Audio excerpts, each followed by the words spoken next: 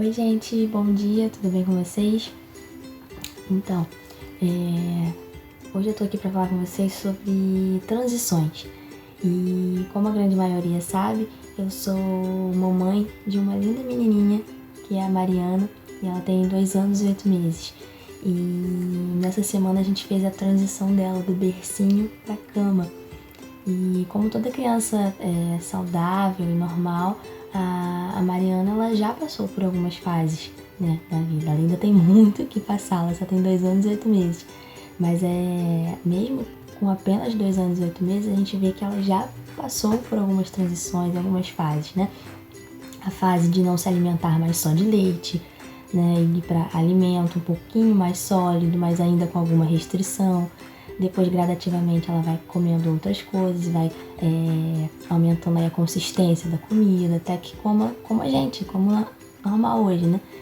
E um bebê que aprende a sentar, depois aprende a engatinhar, e a andar, a falar, né? A sair da fralda, a ir do bercinho para a cama.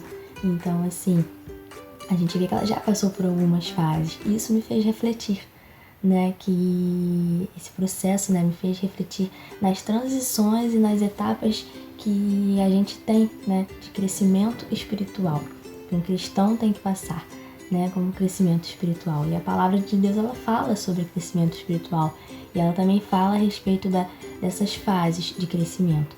Eu queria falar um pouquinho hoje com vocês sobre isso, né? Você sabe em qual fase você se encontra? Bom, lá em 1 Pedro 2:2 diz assim: desejai ardentemente, como crianças recém-nascidas, o genuíno leite espiritual, para que por ele vos seja dado crescimento para a salvação. Após a nossa conversão, existe um alvo, né? Que é a salvação. Então, mas é claro que existe um processo, né? Existe uma trajetória, um caminho a ser trilhado para alcançar isso. E nesse trajeto tem que existir crescimento, né? Crescimento espiritual, crescimento na fé, crescimento no amor, nas obras. E esse crescimento precisa o quê? Ser desejado por nós ardentemente, né? O apóstolo Pedro, ele fala sobre sermos como recém-nascidos, né? E essa experiência do novo nascimento, ele faz com que espiritualmente a gente seja gerado, né? Então, como recém-nascidos, gerados ali de um novo nascimento em Cristo, a Bíblia ela faz esse paralelo, né, e nos compara, né, estabelecendo essas fases de crescimento, fazendo um paralelo entre a fase do crescimento natural e a fase do crescimento espiritual. E logo após, né, a conversão, né, ela nos compara à criança recém-nascida. E nessa fase os bebês, eles precisam de todo o cuidado, né? Eles não comem sozinhos, não se vestem sozinhos, não fazem nada sozinhos. E eles precisam de todo aquele cuidado, né? E elas, como a gente falou agora no início, elas não comem qualquer alimento, né? Na verdade, quando recém-nascidas, as crianças suportam apenas um tipo de alimento, que é o leite.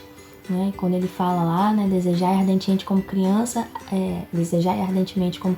recém-nascidas o genuíno leite espiritual, para que por ele vos seja dado crescimento. Então é através do que? Do leite que a criança ela cresce, né? Então é por algum determinado tipo de alimento que a gente vai crescer espiritualmente, né? As crianças não suportam qualquer alimento.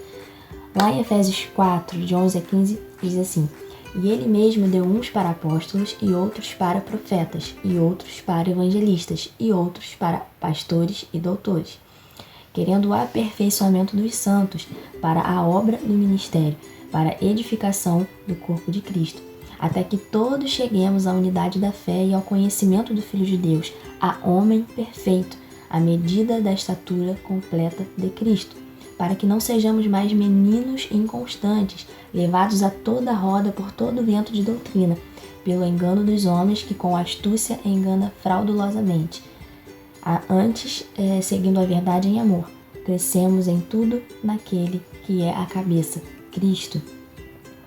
Nós precisamos de crescimento em tudo, né? Nós não podemos permanecer sempre nessa fase de imaturos, né? Nós não Não podemos permanecer sempre na fase de recém-nascidos e de criancinhas, né?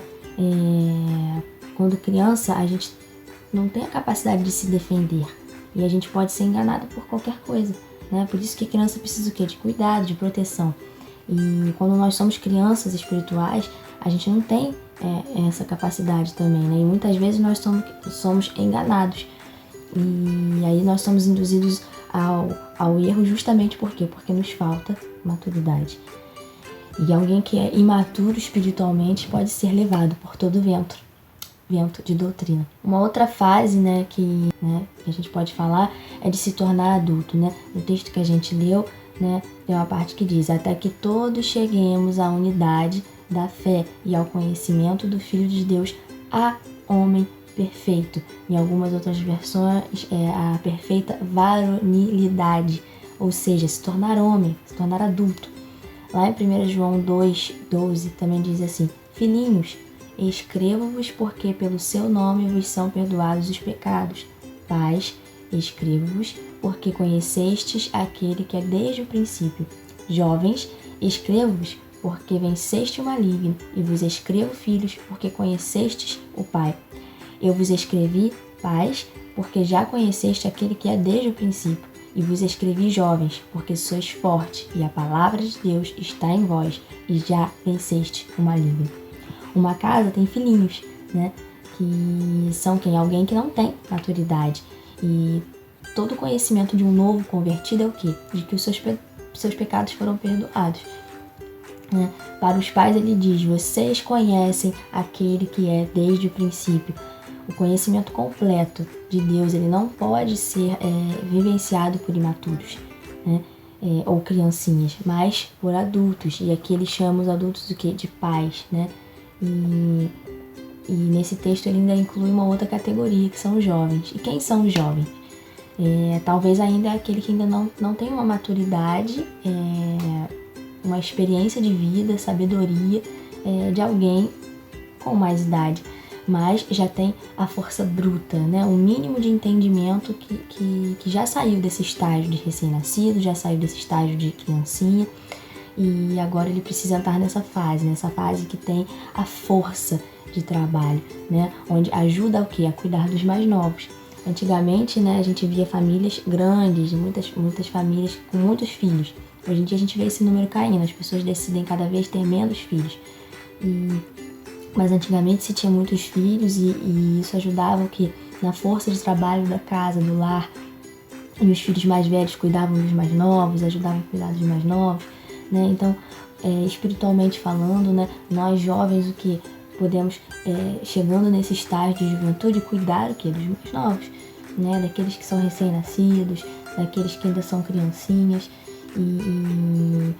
e nos tornando, chegando nesse estágio, né, de crescimento, a gente pode ajudar o quê? No projeto familiar maior, que nada mais, nada menos que é a grande comissão que nós temos, né? E finalmente alcançar a fase madura, né? A fase de adulto, que é quando nós nos tornamos pais, né? Nos tornamos adultos, né? E quando nós ajudamos o que? A cuidar também das outras pessoas através do discipulado e por meio de estender a mão.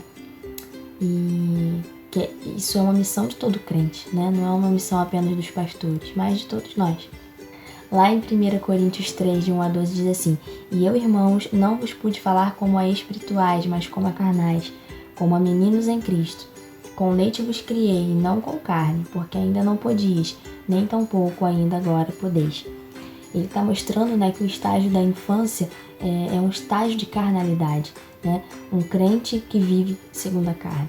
Mas o estágio da maturidade é quando espiritualmente nós crescemos, e aí a gente começa a viver pelos princípios espirituais, pela vida de Deus. E nós precisamos entrar nesse estágio, né, de sair da carnalidade para a espiritualidade, né? Sair da infância e ir para a fase de maturidade, né? Fase adulta. E só assim nós vamos conseguir viver, né? Vivenciar a plenitude do que Deus tem para nós. Amém? Deus abençoe seu dia e até o próximo vídeo.